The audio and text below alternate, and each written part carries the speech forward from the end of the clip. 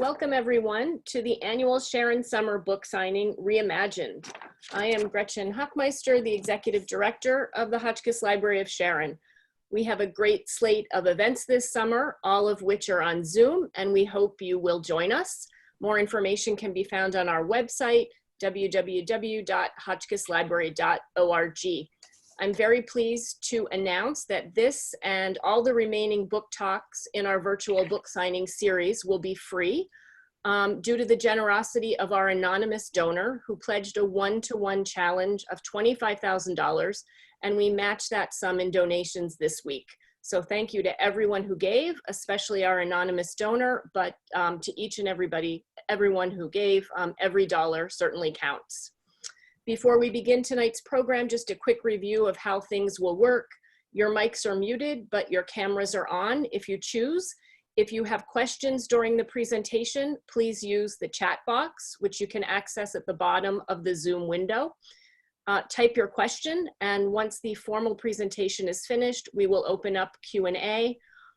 We will read the questions to Mr. Isikoff for a response, or you may use the raise hand feature, which you can also access at the bottom of your Zoom window, and that will let us know that you'd like to ask a question. We can unmute you, we'll call on you, and you can ask your question.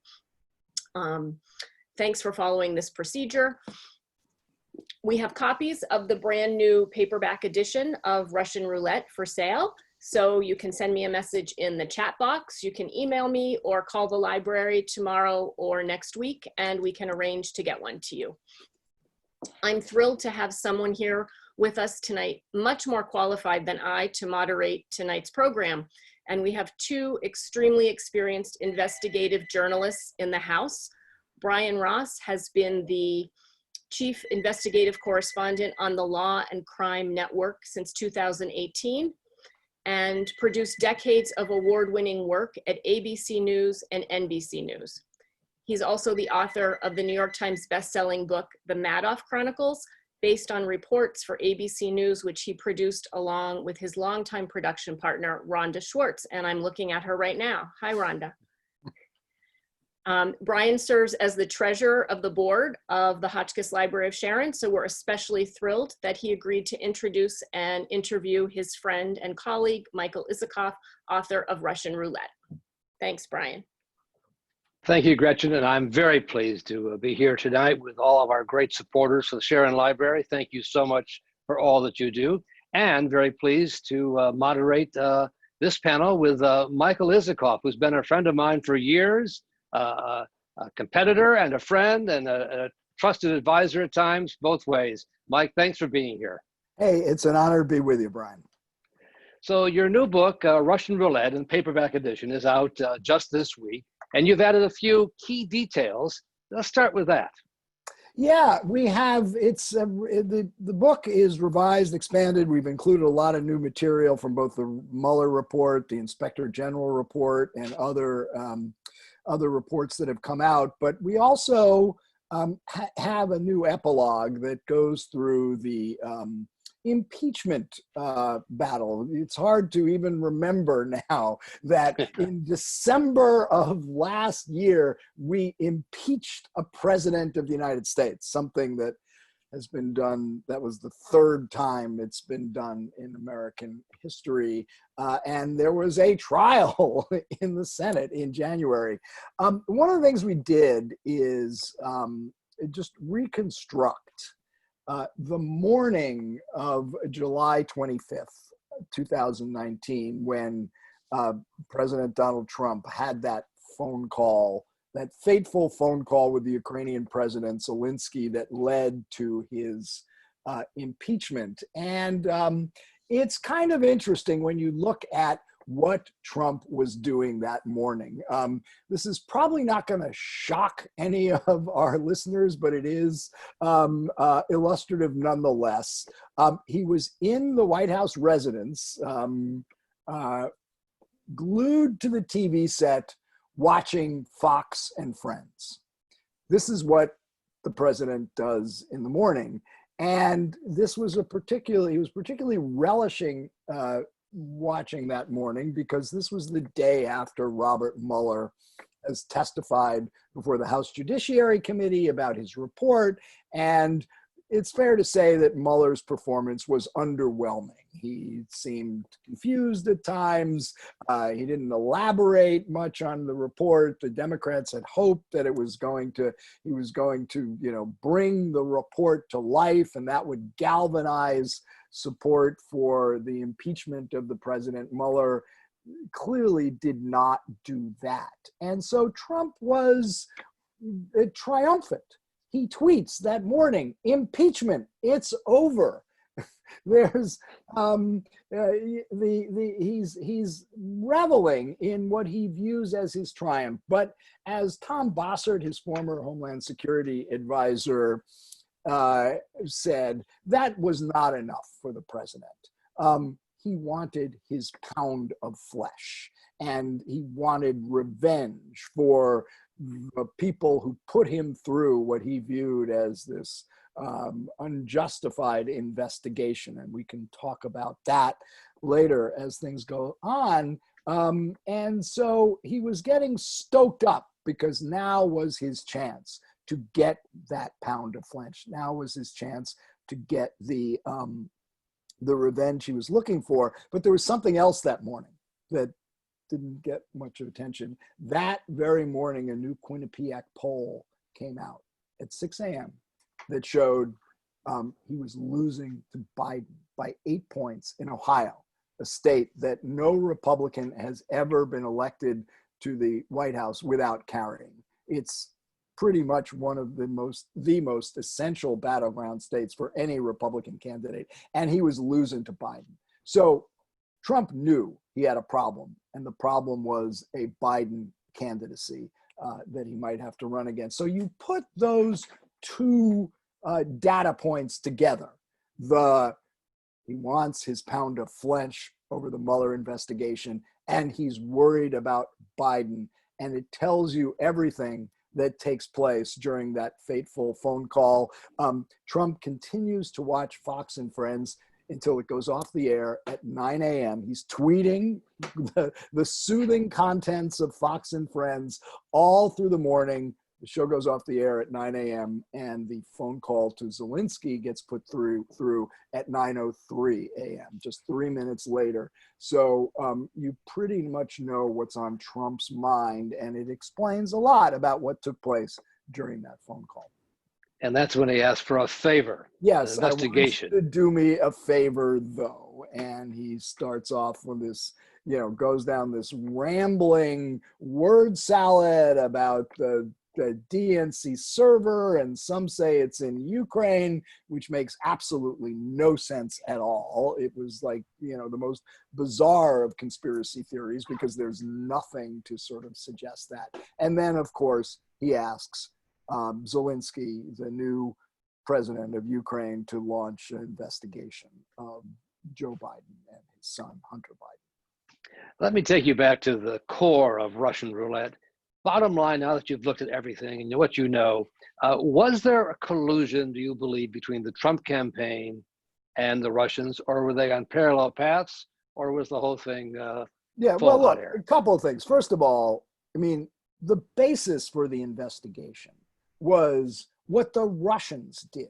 And what they did was unprecedented in American history. This wasn't sort of an isolated, small attempt at the margins. You had the hacking of the Democratic National Committee, the hacking of the campaign chairman of the Clinton campaign, and then the dumping of those emails through cutouts to WikiLeaks for public dissemination. Now, hacks of political campaigns by foreign powers, actually, it took place in 2008 when the Chinese hacked both the Obama and the McCain campaigns. Wasn't unprecedented, but the Chinese were conducting an intelligence operation. They wanted to know what the respective campaigns, what their plans might be for U.S.-China policy, what they can expect, who's going to be in key foreign policy positions. This was something else, what the Russians did. This went beyond what the Chinese did. They were trying to actively affect the outcome of the election.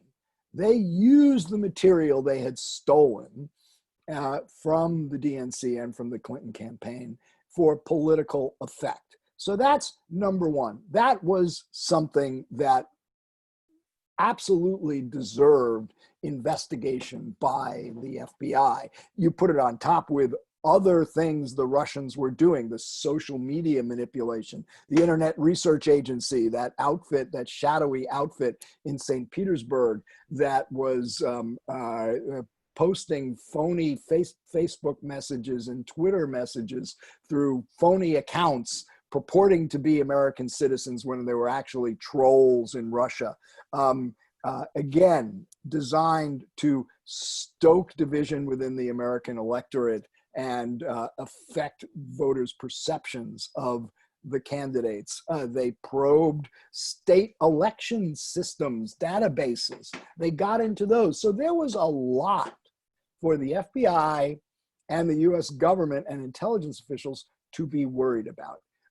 You put on top of that a pretty extraordinary set of relationships between key people in the Trump campaign and Moscow.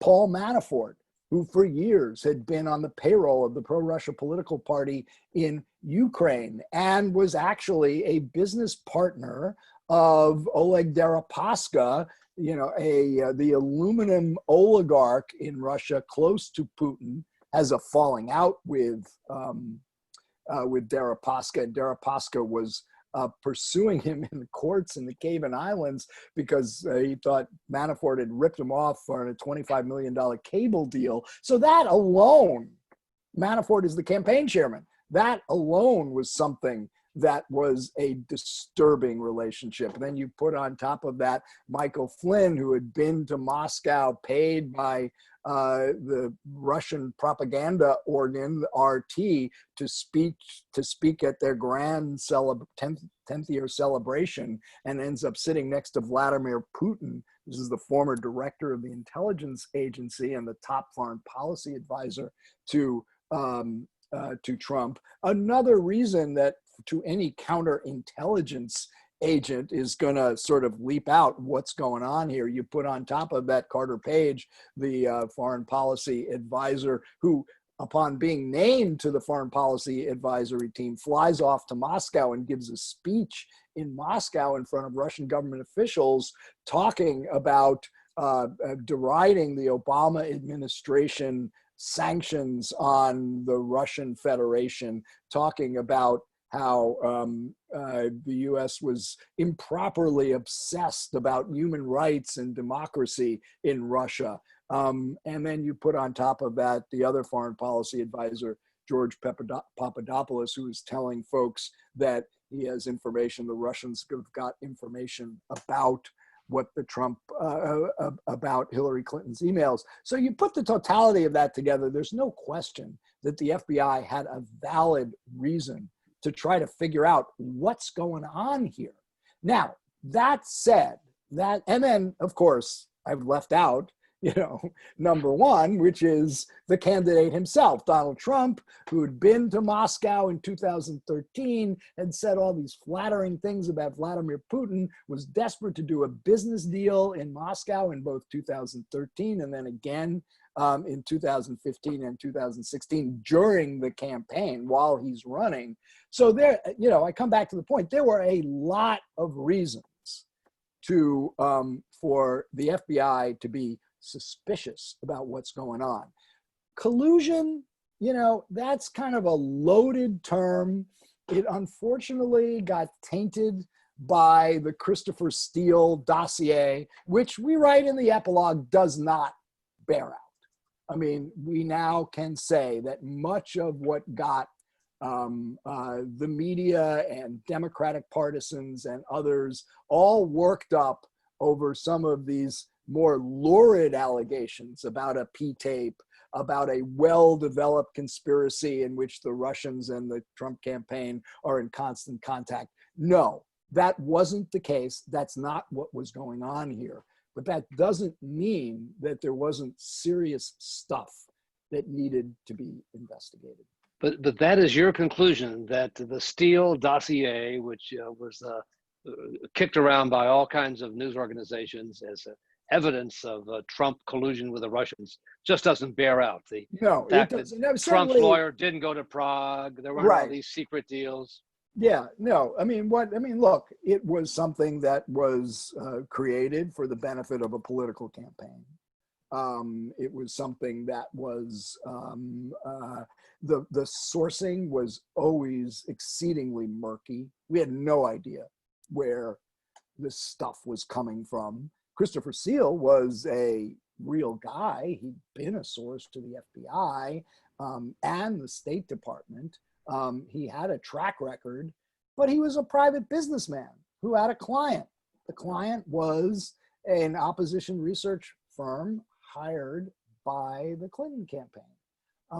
And, we, have been down this road, you and I, many times, Brian, getting Oppo research dumps from political campaigns. And, while we're always want to see it and hear it and, and listen to what they have to say, we know enough to be guarded that this is something coming for a political purpose. And when you look at certainly the sensational allegations in the Steele dossier, as far as I can tell, none of them check out at all.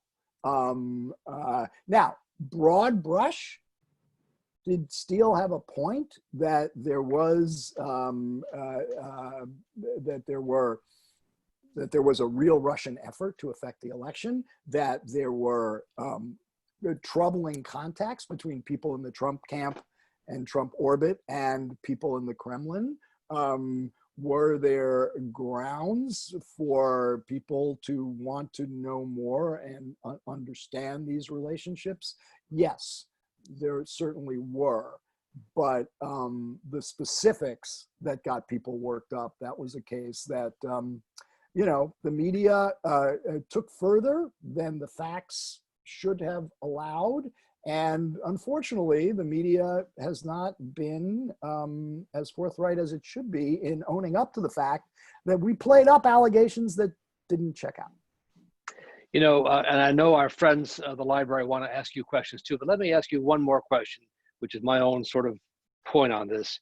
The meeting in which Paul Manafort had delivered to a Russian person internal polling documents. Yes. And then after that, two different parallel tracks, both the Republican Party and the Trump campaign and the Russians conducted what would be called a voter suppression campaign aimed at Black women in major cities, Philadelphia, Milwaukee, Detroit. And that may well have been a key in terms of suppressing that turnout that cost Hillary Clinton the election. What do you make of that? And although Robert Mueller didn't go down that road, but I've always wondered why not. Two separate issues there. First, in terms of voter suppression, that's what the Republicans do every election. That had nothing to do with the Russians. Yes, it was in their interest to try to suppress the vote in, heavily African-American, heavily Democratic precincts. They've done that before. They'll do it again. We certainly shouldn't applaud it.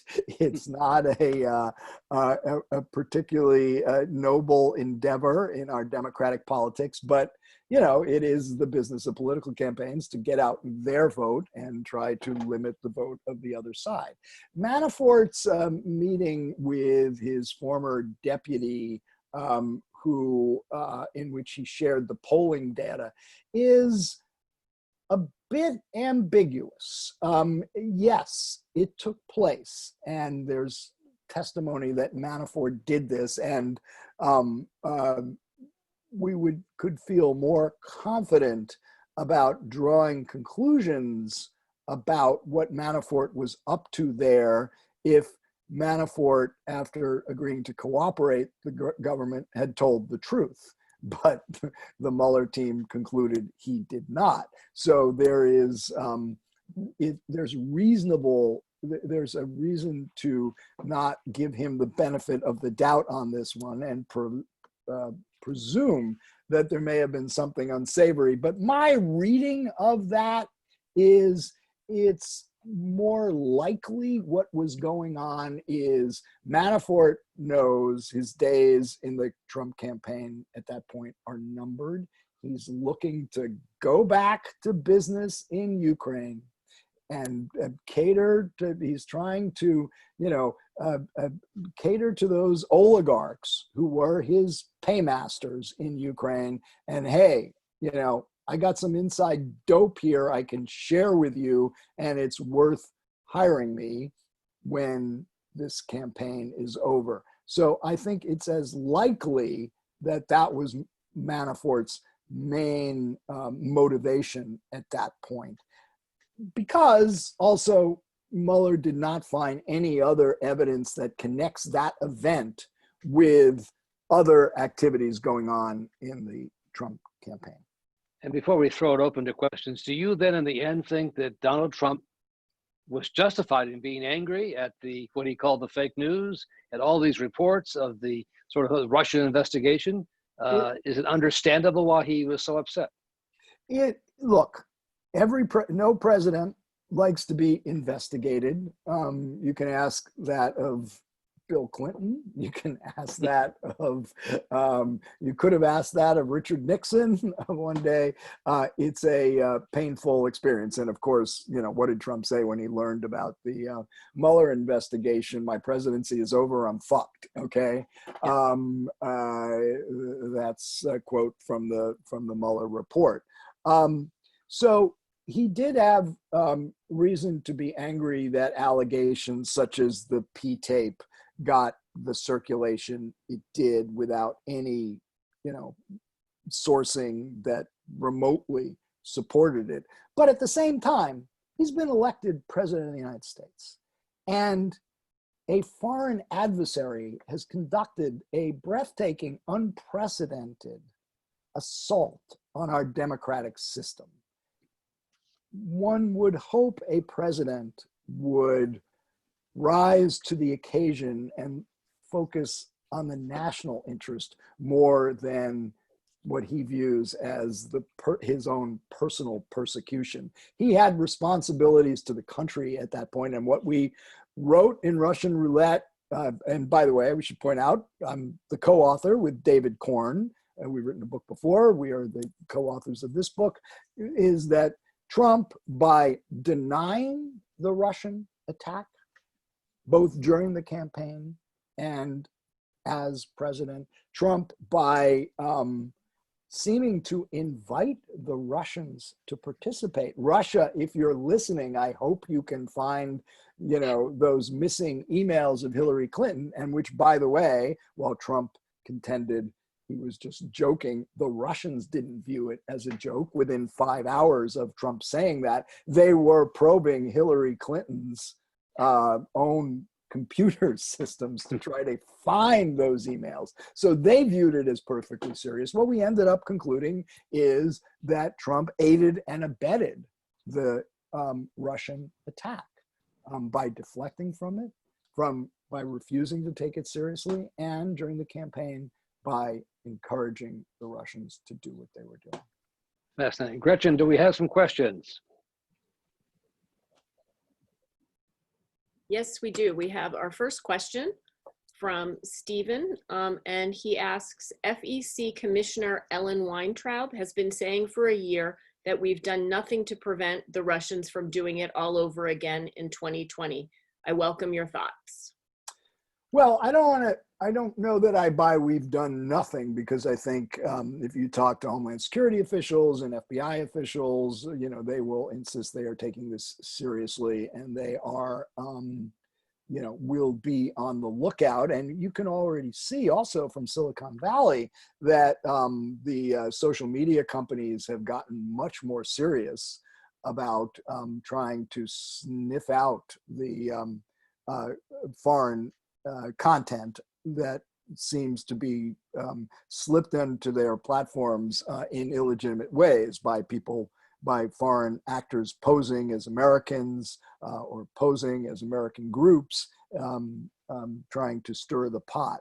So I think that that's a plus. That's good. But I think big picture, by the fact that Trump himself still doesn't seem to take any of this seriously and still seems to be inviting foreign participation in our elections. Look what he publicly said about the Chinese, in which he seemed to publicly invite the Chinese to conduct an investigation into Hunter Biden, just as he privately said to Zelensky, the Ukrainian president, to investigate the Bidens. And then, you put it on top of the revelations in John Bolton's new book, in which he discloses that Trump was urging the president of China, Xi, to do everything he can to help him win re-election. It's pretty clear that the top guy doesn't take this issue seriously at all, and that sends all the signals they need. Yes, the FBI and Homeland Security and Justice and Silicon Valley may be doing things that to try to thwart them, but when you got a signal from the top guy, hey, have at it, it kind of undercuts what the underlings are trying to do. Mike, you started way back. I knew you at the Washington Post and then Newsweek, and then you were at NBC for a while, and then now you're the chief investigative reporter, correspondent at Yahoo. As you've gone through these years, going after every president, both sides of the aisle, how difficult is it now? How is it now to operate in Washington as a reporter, as an enemy of the people? Yeah, as enemy of the state, enemy of the people. Yeah, I mean, actually, look, we're in a extraordinary situation right now with a coronavirus pandemic, an economic recession, turmoil in the streets over police brutality. There are large social forces at work here that sort of trump anything that so to speak, anything that the likes of you and I can do that's going to change people's perceptions of the state of the country here. But in some ways, oddly enough, Trump is among the most transparent of presidents there is. He puts out every thought, every crazy thought on Twitter. When before did we have such insight into the thinking of the president of the United States and what he's obsessing about, what he's focused on, what he wants to do? It's all right there. So in that way, I would say I'll give Trump a check mark for transparency. Does it trouble you to be called an enemy of the people? I remember when I first heard Trump say that. It was at the CPAC conference in February of 2017. And I remember doing a double take when I heard that, because that was language. That really is spooky language. It's, language from the 1930s, Stalinist Russia, Nazi Germany. It's not language you expect to hear from a president of the United States who's, pledged to, swear to a constitution in which the First Amendment is, is what it is. And I do remember there was a documentary done on the New York Times about the New York Times coverage of the Trump presidency. And they had their camera focused on one of their reporters, Jeremy Peters, at that CPAC conference when Trump said that. And you could see the sort of just visceral double take that he did. Like, did I just hear that? And yet we've kind of become inured to really, troubling does not do justice to some of the things you hear from Donald Trump's mouth. And I think, you know, that's another reason the Russia story is as important as it is, because leave aside the collusion issue for the moment, leave aside what you think about what the Russians did.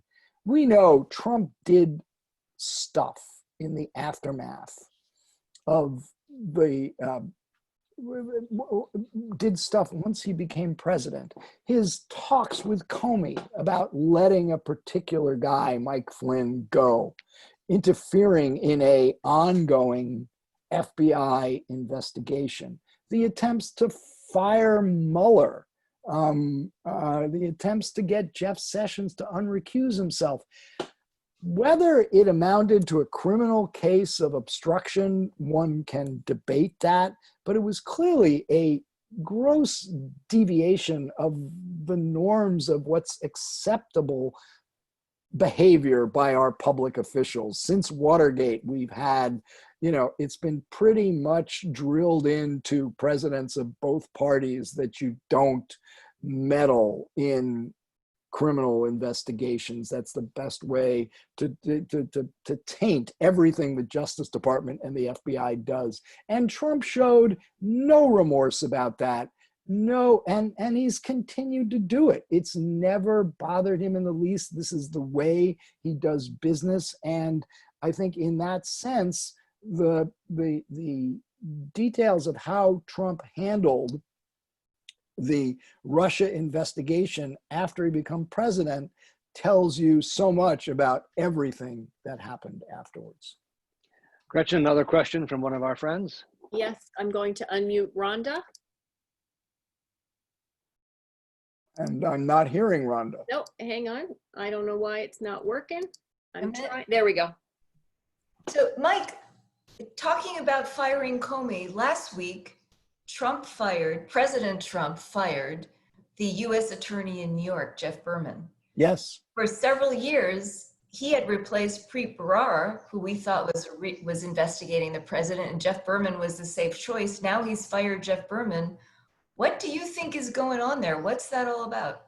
I mean, that was one of the most baffling series of events I've seen. And, you know, it really raises questions about William Barr and his competency. You know, I knew Barr. I've known Barr for years. I covered him when he was the Attorney General the first time and always thought that he was a pretty smart guy, a savvy operator, a guy who had pretty good political antenna, could actually on a personal level be quite engaging and very funny. I was always, in some ways, he was the most open Attorney General I ever covered. There was never any question where he was coming from, that he was a political partisan.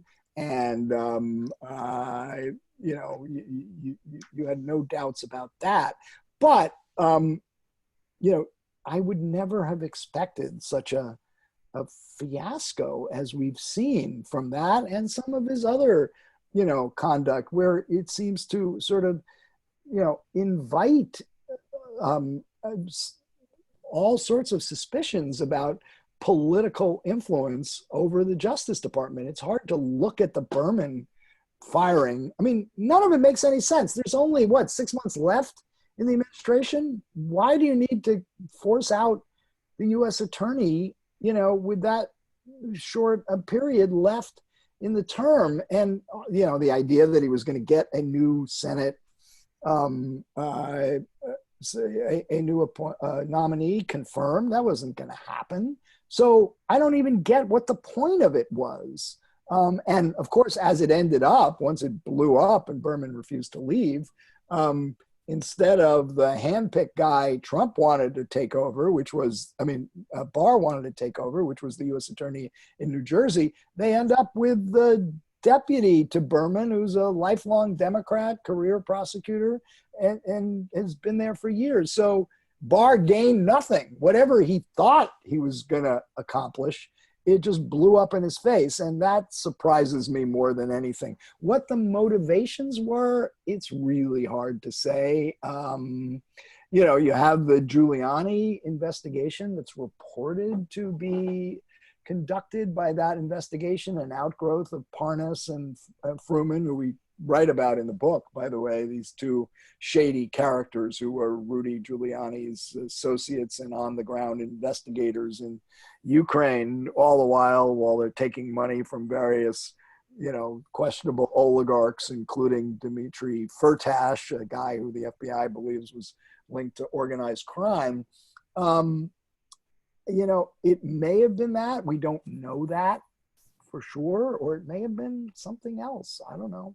I mean, you know, we know the Jeffrey Epstein investigation was going on, and Berman wanted to question Prince Andrew. Maybe there was an issue there, and, you know, the NSC didn't want to blow up with the Brits over, you know, the FBI grilling of Prince Andrew. I'm just speculating here because the fact is we don't know. Gretchen, another question from one of our friends. Yes, I'm going to unmute Frank. Let's see.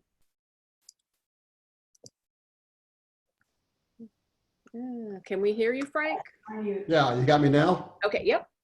Okay, first, before I ask my question, I practiced in the Southern District of New York for about 35 years. And it's just pure ineptitude because the person who's taking over, Audrey Strauss, is a very tough career prosecutor. As Michael said, a lifelong Democrat, contributed to Obama, contributed to Clinton, and they just don't know what the hell they're doing in any way possible. To try and get rid of Berman the way they did was not going to work. And he played it very well because he got Audrey Strauss in place, and she'll be as tougher than Berman was, because Berman, after all, was a Republican. So that was crazy. So my question, Michael, is when Trump came down his golden escalator in Trump Tower in the spring of 15 and announced, most of us thought he was running as a joke, as a lark. He wanted to get book deals, TV deals. What's your take on that, and what do others feel? Was there more to it? Were the Russians encouraging him one way or another to run then? Did he have thoughts about that? Did he have a concrete thought about actually running and winning at that point with this goal of doing business in Russia and elsewhere? Or was it just something that happened to him and he was in total shock? I don't think he ever really expected he was going to win. And in fact, we've got an interesting anecdote in the book. On October 7th of 2016, which was one of the more fateful days in the election. That was the day that the intelligence community released, rather late, but they did release their statement affirming that the Russians were interfering in the campaign. That was the first time we had a public affirmation, and that it was coming from the highest levels of the Russian government. That was also the day that WikiLeaks started dumping the Podesta emails. But before that same morning, there was a hurricane in Florida, Hurricane Matthew. And Hillary Clinton had asked for a briefing about what Homeland Security was going to be doing about the hurricane. And Jay Johnson agreed to give Hillary Clinton a briefing, but he figured if he was going to give Hillary a briefing, he should also give Trump a briefing. So he calls Trump up that morning and calls him up, and Trump gets on the line and couldn't have been more friendly. Hey, Jay, how you doing? What's going on? Hey, after this is all over, what are you going to be doing? What are you going to do? And Johnson says, I'm going to go back to my law firm in New York. And Trump says, well, you'll have to come see me at Trump Tower. We'll have lunch. Johnson does a double take. And he says, well, you know, Ms. Trump, under some scenarios, you might not be in Trump Tower. You might be in the White House. And Trump says, oh, yeah, right, of course. So I think that gives you some insight into how much Trump actually expected he was going to win the election and be moving to Washington. I think that Trump saw this as a great game. It would be a lot of fun. He loves the publicity. He loves the attention. He loves the TV time. And oh, by the way, you know, this is going to help with business around the world. Maybe there's a TV network that Roger Ailes and I could create. There's all sorts of possibilities of this raising my profile. This is a guy with an insatiable appetite for, public attention, and what better way to do it than to run for president? And Mike, let me follow up on that and ask you, is it the same scenario playing out now where he appears to think he's not going to win? He's talking about references, when Biden's president, he'll do this. Yeah, well, he's behaving in a way that seems unusual. People can't explain it. Look at the polls. I mean, he is in, to say he's in serious trouble does not do justice to, the cratering in his approval ratings, to where he's behind in every battleground state there is right now. And then you look at the numbers in the Senate races, and in a lot of key races, the Democrats are up by comfortable margins, making it far more likely that we're going to have a Democratic president and a Democratic Senate and a Democratic House. So listen, I have thought for some time, now this is not likely, I'll just put this out there as a possibility that at some point, if these trends continue, and coronavirus infections soaring, Trump's approval ratings tanking, at some point, Mitch McConnell and some of the senators may go down sometime in the next few weeks and say, Mr. President, I don't know, maybe it would be nice for you to take a vacation and we can nominate somebody else. I'm not saying that's likely, but I don't think it's outside the bounds of possibility. You do hear people say he's looking for an exit ramp. He doesn't want to lose. Yeah, doesn't really want to do this for. If he knows he's going to get clobbered, and I'd have to say right now he would get clobbered, he may have second thoughts about going through with this. Gretchen, another question? Yes, I will unmute Laura. Go ahead, Laura. I'm trying here. Let's see. Okay, sorry. There we go. Got me now? Yes. Okay, I'm Laura's partner. Okay.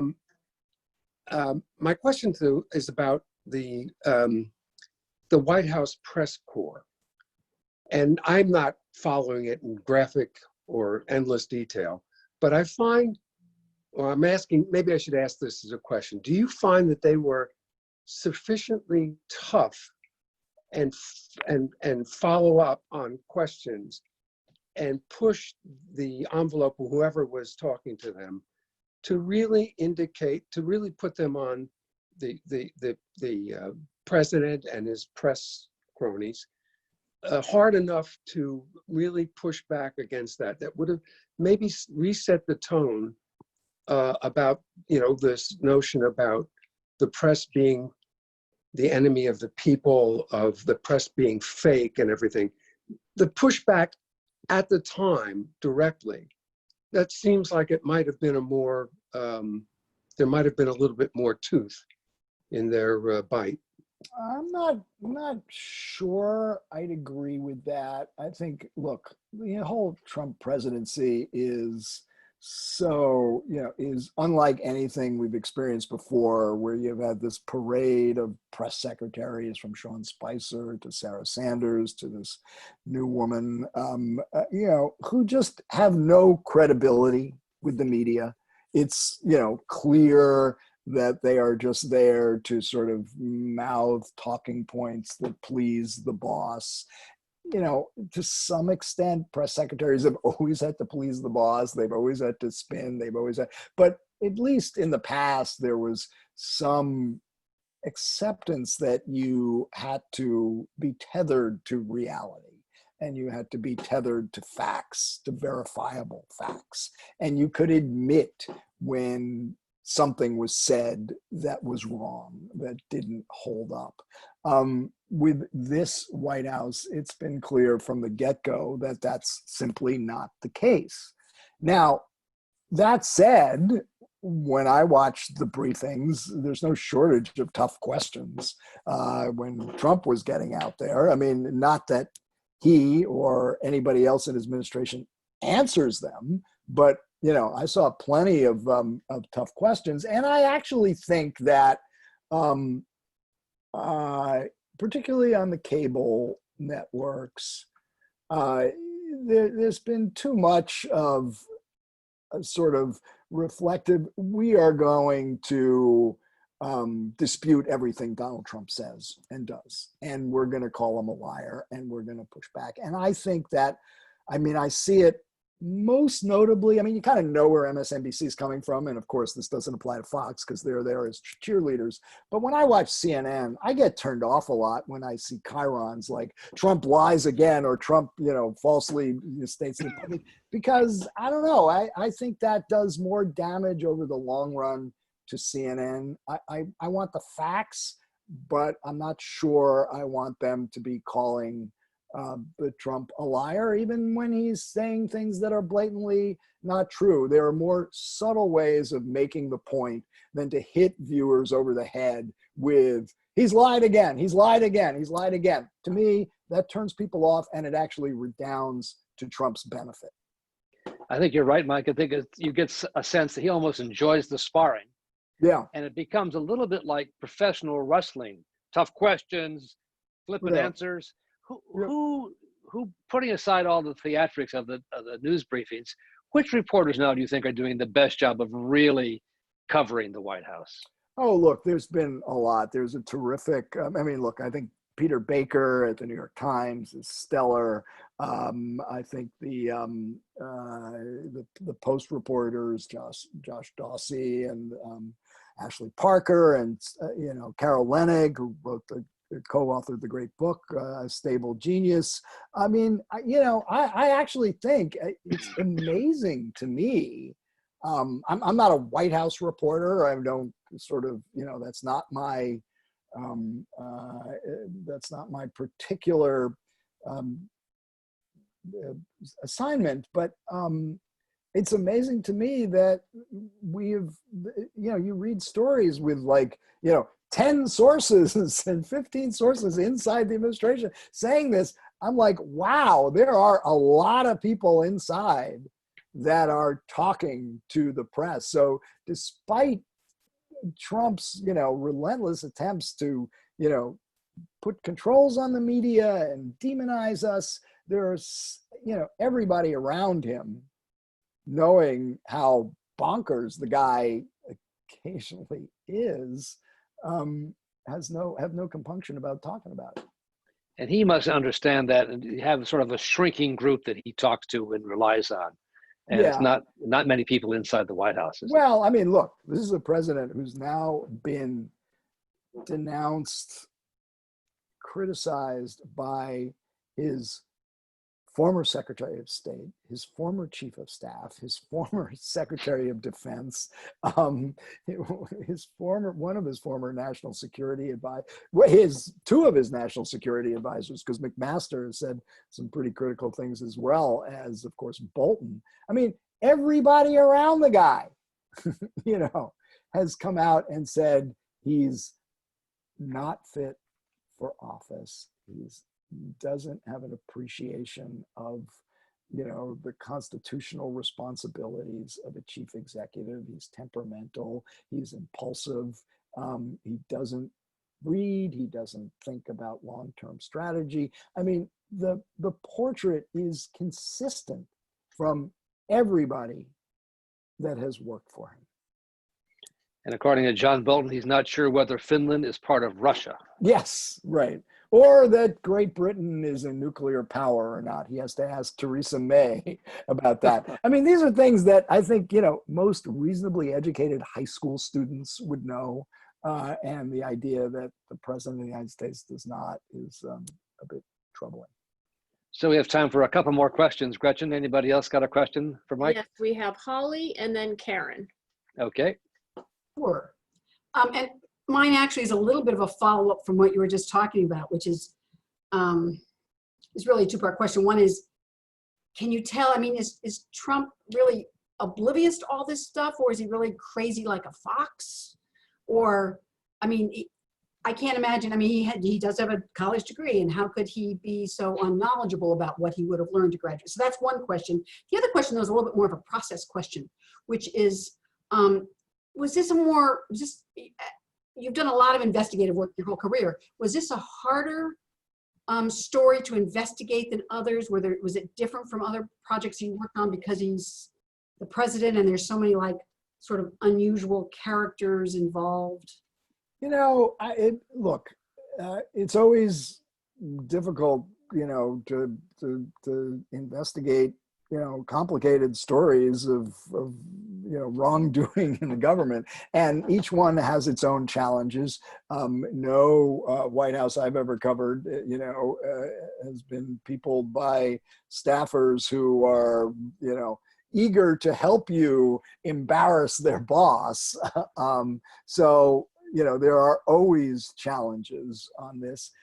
In some ways, you know, like I said, there were so many people who were close to Trump, but, you know, saw his issues, shall we say, so that in some ways it was not as hard to, you know, dig deep into the Russia story, because there were sources of you know, within the Trump camp, people who had done business with Trump, people who had worked for Trump, who were willing to talk. So that was, you know, that was perhaps, you know, less onerous than some other investigations that I've undertaken. Let's go to Karen. Oh, I'm sorry, Holly, go ahead. No, that's okay. Okay.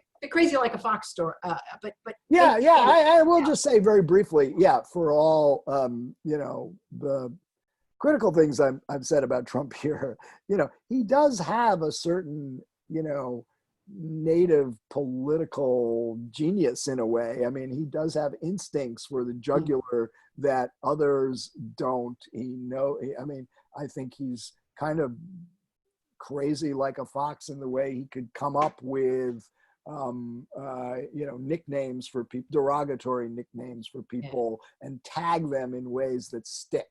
And he's pretty good at it. And I should also say, he can be pretty funny. I mean, you watch him in some of these rallies, and you know, he always reminded me of like Don Rickles, the comedian. You know, his analogy. He has this that certain comic sense that you know, he could have gone down another path and perhaps been, you know, more as successful as he was on the political path. Thank you. All right, Karen. I'm going to unmute Karen. There you go. Okay. My question is, maybe it's a question, or it seems to me it's been 4 years since last November. Trump has been the main headline, edged out a little by the virus, but I don't think I've ever seen, even on Yahoo, a day where he's not at the top. He's not at the top headline. Would it have made any difference if he'd been downplayed? I mean, I can't look away either. It's such a trend. Yeah, I mean, you can't. I mean, I remember, like, you know, the 2016 campaign. I mean, I had dealings with Trump in the past, and, you know, I didn't take him seriously. He was, you know, so transparently the huckster that he was. It was always clear who Donald Trump was. So I never took him seriously. But I do remember during the 2016 campaign watching some of those rallies and speeches, and I was as transfixed as anybody, you know, and I would stand there and watch the TV, you know, against my better instincts, but I was sucked in because, hey, this is, like, you know, pretty entertaining. The guy has no business running for president, but he's a pretty good entertainer. And I think that was, you know, that was one of his political gifts that got him to where he is. But I do think at this point, given everything that's happening in the country, it's worn thin, and I don't see it working again. I think you're right. Get canceled. Finally, Mike, what's the next book? And when can we get you the Sharon when we have our next book signing event to talk about. Well, I will come to Sharon as soon as you have, public events again, and I'll be happy. But I'm working on a couple of projects now, but not a book. I'm working on a podcast series. I did one last year. It was kind of an outgrowth of this it was called Conspiracy Land. And it was about the conspiracy theories about Seth Rich, the former Democratic National Committee staffer who was murdered in Washington and what was a apparent street robbery, but then became fodder for conspiracy theories about that he was the guy that leaked to WikiLeaks. It wasn't the Russians. And guess who promoted that? It was the Russians themselves. And they, through the Internet Research Agency, through their intelligence agencies, they were pushing that, gets picked up by allies of Donald Trump, gets promoted at the White House. Steve Bannon was promoting it. And then, of course, it winds up on Fox News, and it was all bunk. It was just all crazy stuff that had nothing to base it on. I've got a couple of projects now about some other cases that I think are going to be kind of interesting. So that's what I'm focused on right now. But you never know when the next scandal will come along, and I'll have occasion to. Well, we'll look forward to it very much. Michael Isikoff, the chief investigative correspondent for Yahoo News. Thank you for joining us for cocktails and conversation here in Sharon. And we do look forward to inviting you to come and see us in person once we get fully reopened. Okay, thank you. Good to be with you, Brian. Appreciate Thanks, it. everyone. Don't forget, we have copies of the book. And thanks, everyone, for being here.